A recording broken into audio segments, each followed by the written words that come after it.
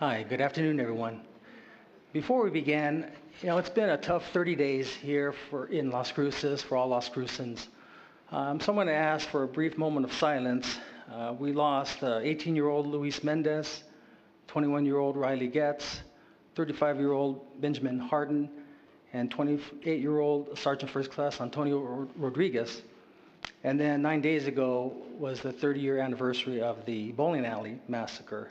So if you would please, we'll have a brief moment of silence before I start I'm honored to have been chosen for another term as mayor. I'm excited by two new city councilors, Tessa Abate-Stuvi and Joanna Bencomo.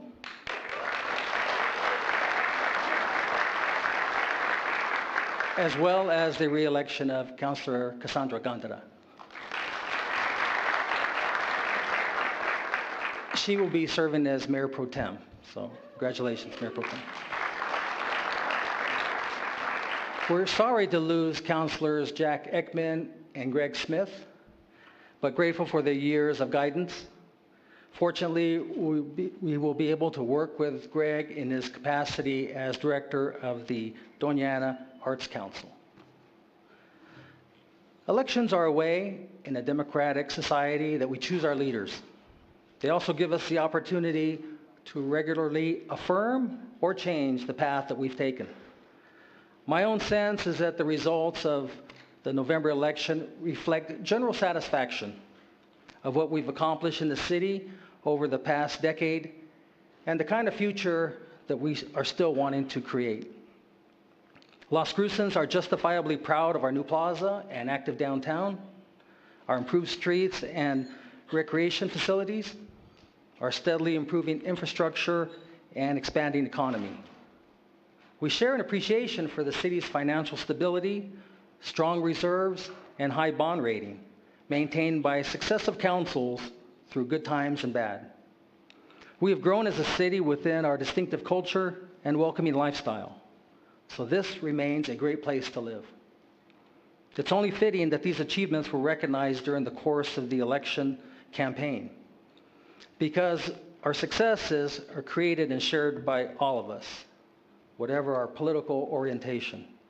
Our strength as a city remains rooted in our people, with our daily contributions to one another's lives. And while candidates may have differed in approach and philosophy, there continues to be remarkable unanimity in what we want in our city. We all want good schools and safe neighborhoods. We all want opportunities to earn a living and facilities for public recreation. We want continued reinvestment in each other and quality of life, creating a platform for mutual support and individual expression with shared respect and high hopes for us all. I want to take a moment to not only welcome our school board who's with us here today, our new superintendent, and also the children of Central Elementary School who always attend ours.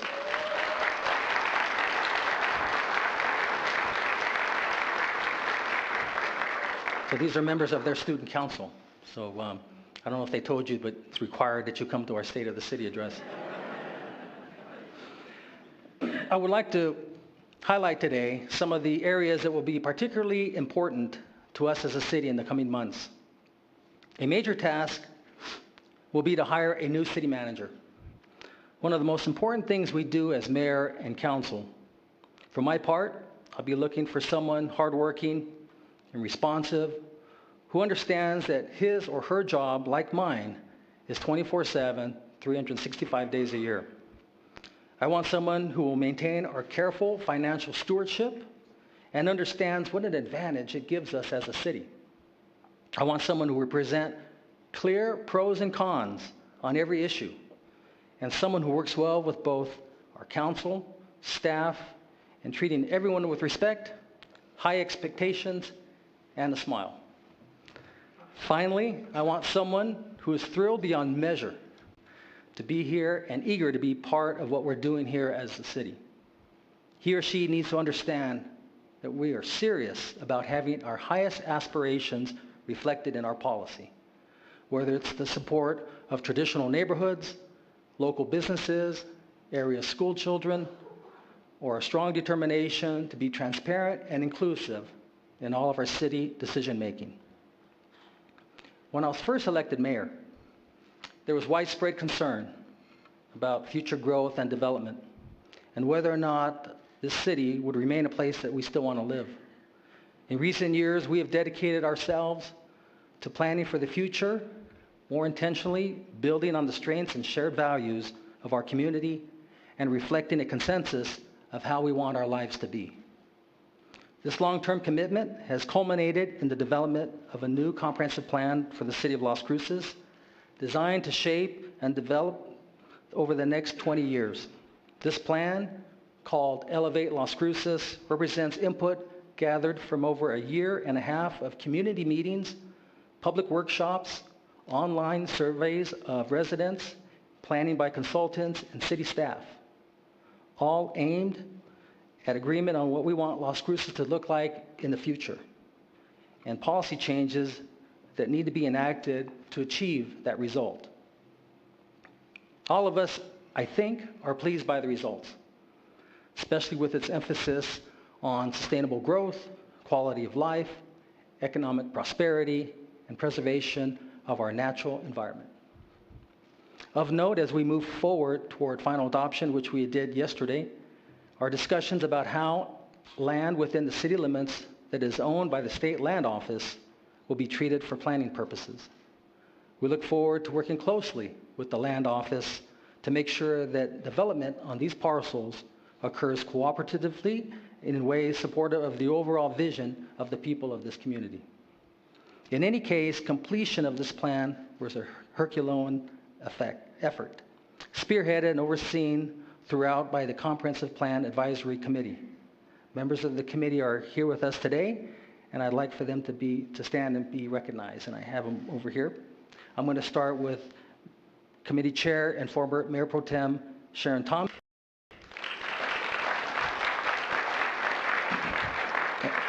Angela Roberson and Christina Ainsworth from Doña Ana County. George Vescovo, he's not with us here today, but he said he's watching on TV, so let's all give a shout to George. NMSU architect Heather Wattenpau.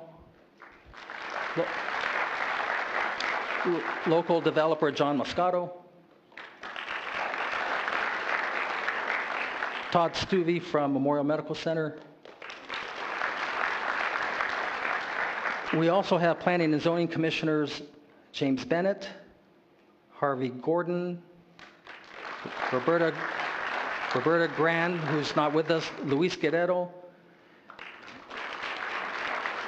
Lavon Muniz,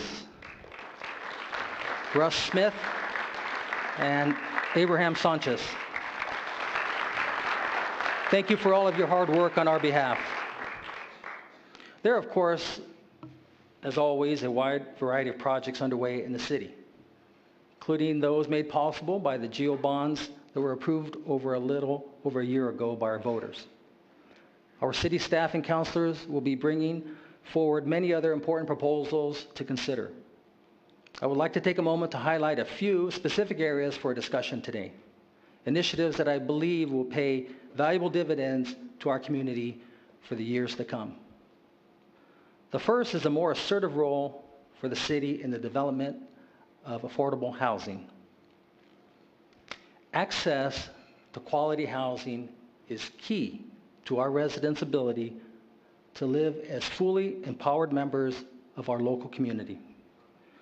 While we haven't had the extreme inflation in housing prices that some communities experience, homeownership and affordable rents remain out of reach for many of our residents. This is especially true for millennials, seniors, and disabled people on fixed incomes, and young families with children, even though both parents are working. We can, as a community, do more to meet this need.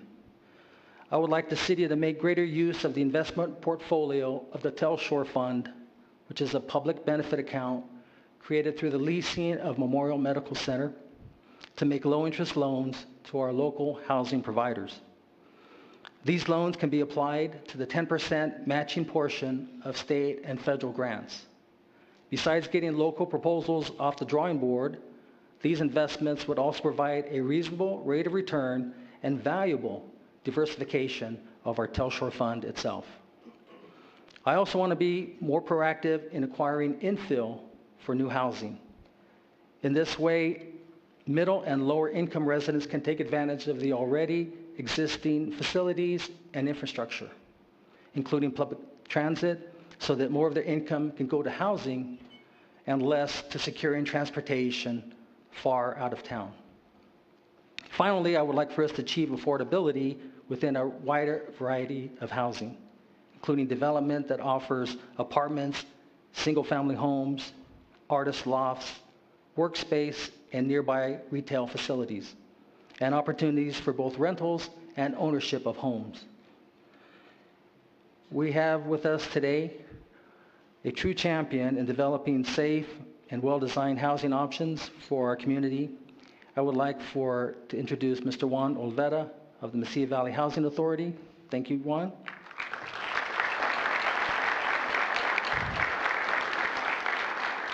Another champion is Rose Garcia, who unfortunately was not able to be here today.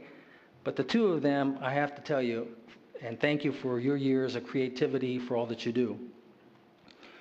I'm looking forward to working with these nonprofit leaders and our whole development community to provide an ever-expanding housing opportunities in the city of Las Cruces. A second area I would like to touch on briefly involves our development of 110 acres of prime real estate across from the Mountain View Regional Medical Center, land that Las Cruces acquired from the city of Albuquerque last year. This is a great project for us. Rental of commercial real estate along Loman Avenue will eventually provide hundreds of thousands of dollars annually in non-tax revenue for city activities. Non-commercial space can be developed as well, master plan for public process to include improvements like open areas, a nature park, and a model residential community.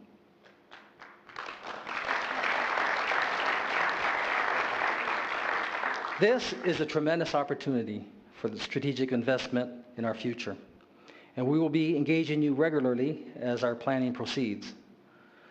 A third area I want to discuss is behavioral health.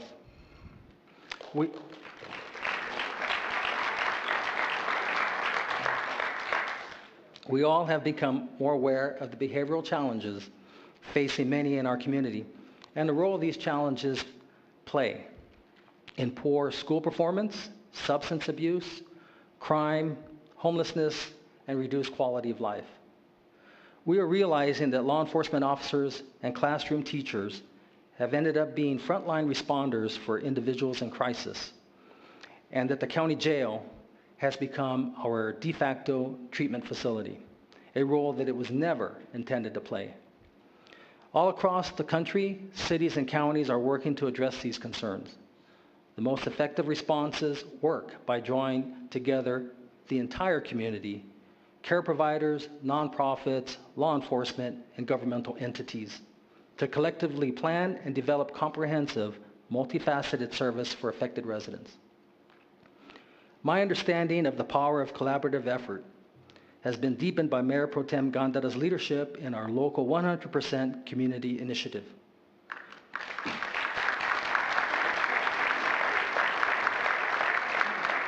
Focused on the lasting impact that trauma has on our children and their later lives, this fast-growing initiative has brought nonprofits, educators, individuals, and governmental agencies together around a single goal: ensuring that our children grow up trauma-free and thriving, poised for bright futures as adults.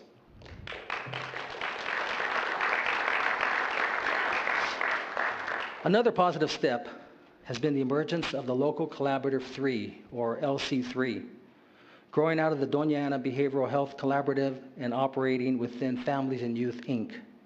LC3 has taken on a role similar to be played by our Local Success Partnership for Behavioral Health Education, the creation of a diverse cross-sector coalition to coordinate and align with a jointly developed plan and vision. The work of all of the many heroic individuals and organizations that make up the behavioral health system for members of our community. We're fortunate to have with us today is the CEO of Families and Youth, Inc., is Mr. Brian Cavanaugh.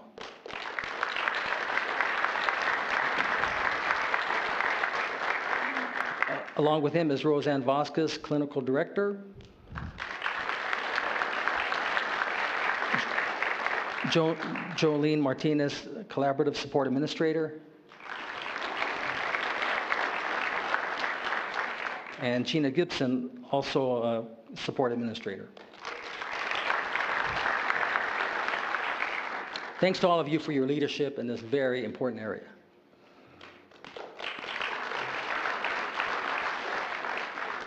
In support of these initiatives and the larger goal of better coordination and planning services, I've asked Mayor Pro Tem Gondara to work with our own City Council, with Doña Ana County, with the villages of Anthony, Hatch, Mesilla, and Sunland Park to create a county-wide behavioral health district governed by a joint powers agreement among the various entities. This will allow us to better align governmental services and investments with the overall efforts of the larger behavioral health community to provide better service and outcomes for us all. A fourth initiative that I would like to describe is a concept first advanced a few years ago in the El Paseo Corridor Blueprint and the development of a major commercial and transportation corridor along El Paseo and Main Street, linking the downtown with New Mexico State University and the Convention Center. What we envision is a vibrant corridor connecting residents, NMSU students, and visitors with downtown restaurants and brew pubs, shopping, museums, and cultural activities, the plaza and community events. I, like community members and staff who created the blueprint, can easily imagine a paseo through the heart of our city. A well-landscaped thoroughfare with wide sidewalks for pedestrians, designated bike lanes, and leafy trees and shade structures along the way. Yes, I did say leafy trees, so we're going to get that this time. Key to corridor vibrancy, in my view, would also include frequent transit service back and forth between downtown and the convention center, with distinctive vehicles modeled after the trolley-like buses used in Scottsdale and other popular tourist destinations. Frequent, dependable transit would in turn stimulate even more activity along the corridor, including the development of student, millennial, and senior housing, and expanded opportunities for business and easy access for a growing workforce to staff those enterprises. At a City Council work session next Monday, we'll be discussing the El Paseo corridor and these exciting possibilities right here in the council chambers at 1 o'clock, so I hope many of you will be able to attend. The final point I want to highlight today involves the positioning of the City of Las Cruces for real leadership in our country's transition to a low-carbon future. I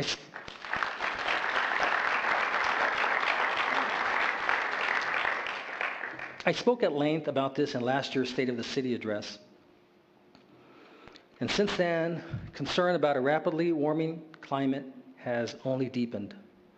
In addition to effects already evidenced around the world, rising seas, failing agricultural regions, climate refugees, wildfires, unprecedented storms, and widespread flooding, we can all expect to be especially challenged here in the southern New Mexico by extreme heat, extended periods of drought, and threats to our river and aquifer from increased pumping and less water arriving from snowmelt in the northern part of our state.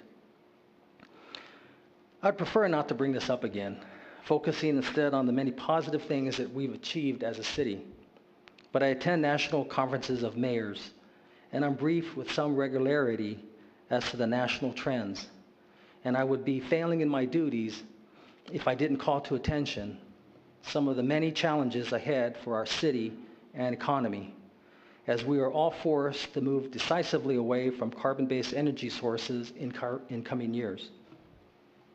One thing we can expect is a steadily accelerating trend toward electrification of everything possible.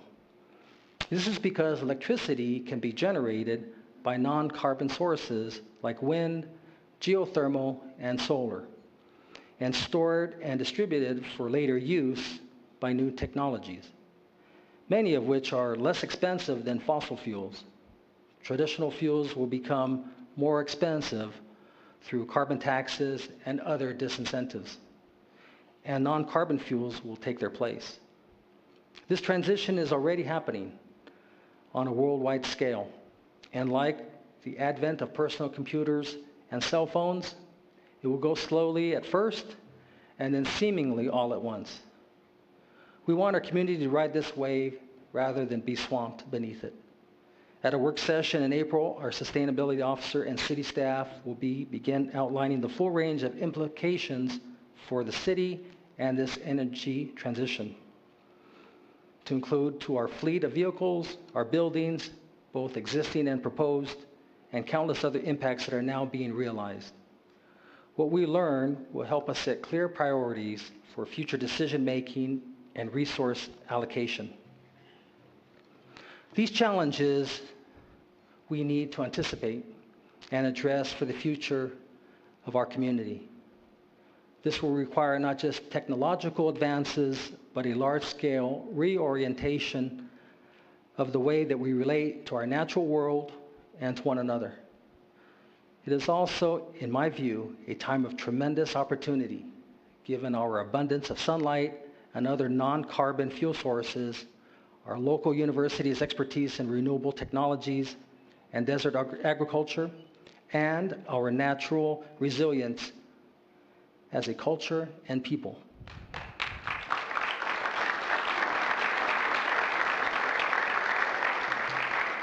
We are, I believe, well positioned to be national leaders in this transition. If the council agrees with this assessment, we can set to work on now creating policies and programs that will best secure our future. Decisions that will continue to serve us for decades to come. When I consider the initiatives that I just described to you and all the other many challenges that we've taken over the years, I find myself deeply appreciative of who we are as a community. At some point, we decided that we didn't want to grow haphazardly and in ways that threaten our prosperity and happiness. So we started thinking together about what we do want, and as a result, the new comprehensive plan. When Ms. Garcia and Mr. Olvera decided people needed more housing options, they set to work building houses and apartments. When Councilor Gondara turned her attention to childhood drama, she brought the rest of us along.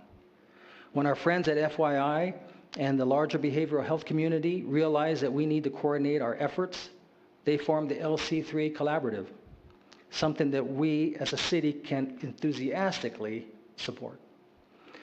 As we seek to be leaders in a planet-wide transition to a renewable energy, we find ourselves tackling one of the greatest collective challenges our species has ever known. What we have discovered together, it seems, is an ever-expanding circle of things that matter, a deeper layer of responsibility for ourselves and the world. Some people are critical of this, but I think that they're mistaken. We need to keep asking our residents, how can we be of service? We need to find out what they need to thrive in our community. We need to know who among us are we still leaving out. That's what great cities do. Great cities also want to know something else, as well as equally important, and that's whose contributions have we been missing out on? Whose lives, whose experiences have we ignored or discounted? Whose talents have we lost track or overlooked? We ask because it's going to take all of us to become that great city. We need all hands on deck for the challenges that we face. To succeed, we need to look past ourselves to our families and neighbors, to our coworkers and customers, to our children in our community, and eventually to all of their children. Yes, you all eventually will have children. And to those who struggle or seek refuge among us. To those of us who've lived here a day or all their lives. We stand here today with us our city councilors, and I'd like for them to stand for a moment. We have Mayor Pro Tem Councilor Cassandra Gandara,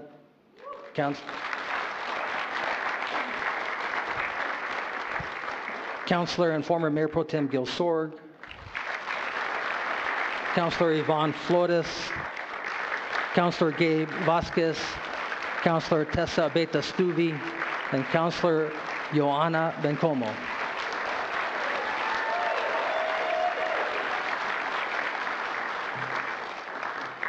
Please take a moment to consider these people who represent us. There isn't a council in the country better than this one.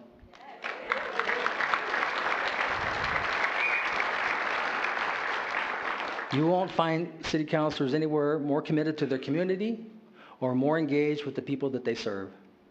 You won't find anyone more determined to create good policy or more interested in what each of us have to say.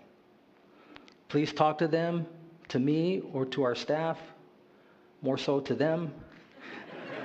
Just kidding. Tell us what you're thinking. Let us know all the ways that you can help us and guide us toward whatever it should be that we should be tackling next. Counselors, thank you for who you are and for your service to us all. These are exciting times for the city of Las Cruces. There's much that we have done, but a lot more still to do. The state of the city is strong, but it will only remain strong if we keep learning together, reaching out to one another, and building on the strengths and the ties as human beings. One city, one people, in community, serving one another, and in turn, being served. So thank you for being here today and the opportunity to serve as your mayor. Thank you.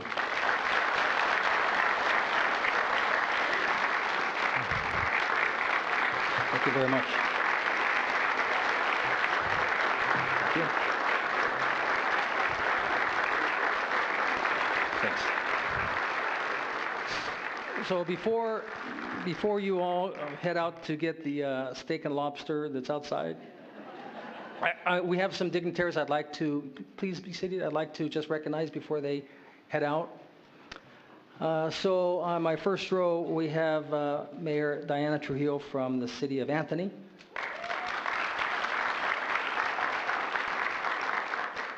And with her guest, I'm sorry I didn't get your name. John? Joel. Okay, Joel. And then we have Rabbi Schmeckler back here. The next row, we have retired U.S. Ambassador Delano Lewis.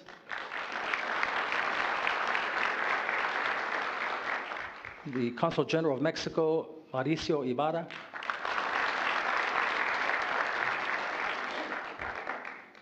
My second favorite mayor, Ruben Smith.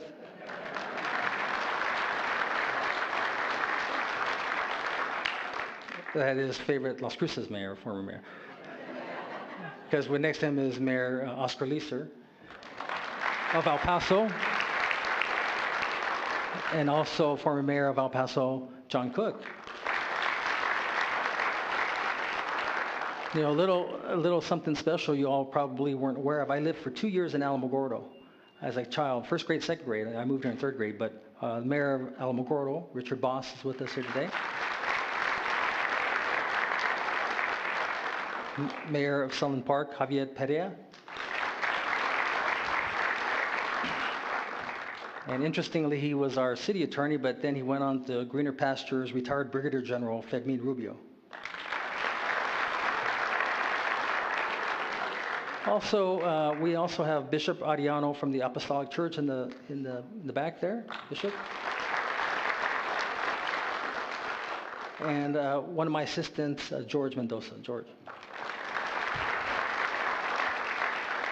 On the third row, representing the Juarez Mayor Cavada, is my good friend Juan Acereto.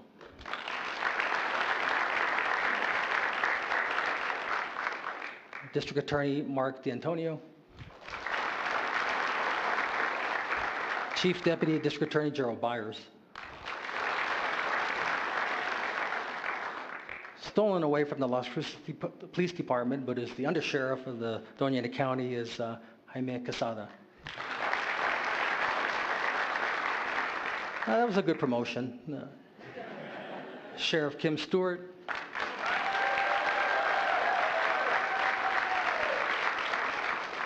Commissioner Shannon Reynolds.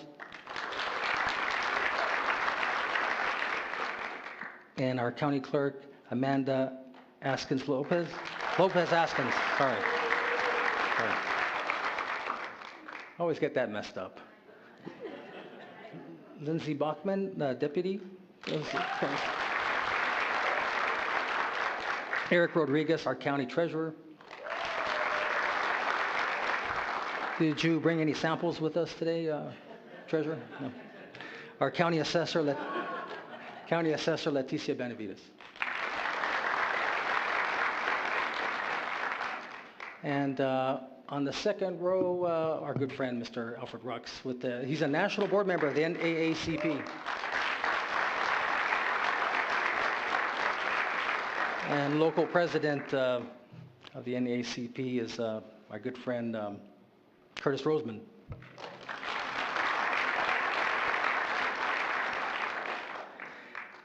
And let's see here. We've got on the third row, our school board. Goodness. President Terry Dahlman.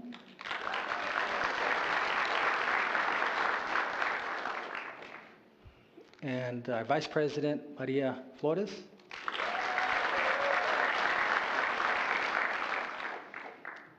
Ray Jaramillo, board member.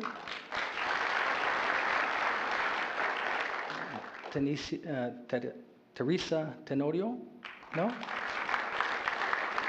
Did Carol Cooper make it? No? Okay. Our new superintendent, Karen Trujillo.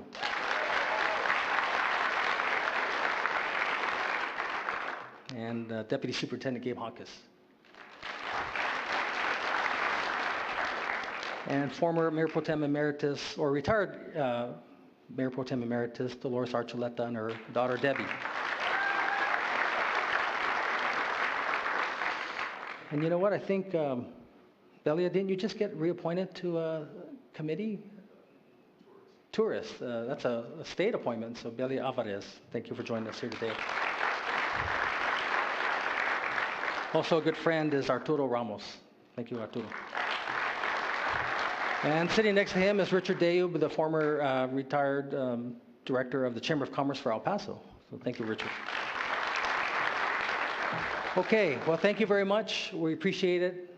And if there's no steak and lobster out there, then must have been eaten. And there might be some cookies and some lemonade left over, okay? All right, well, thank you very much. We appreciate it.